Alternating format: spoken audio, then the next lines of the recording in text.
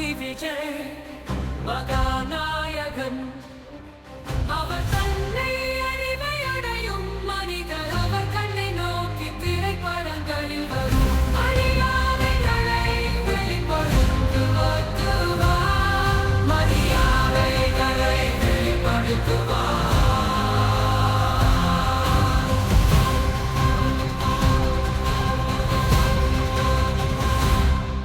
அவர் மொழியில் மாற்றம் உள்ளது, செயலில் தீர்மானம் கொண்டவர். அவர்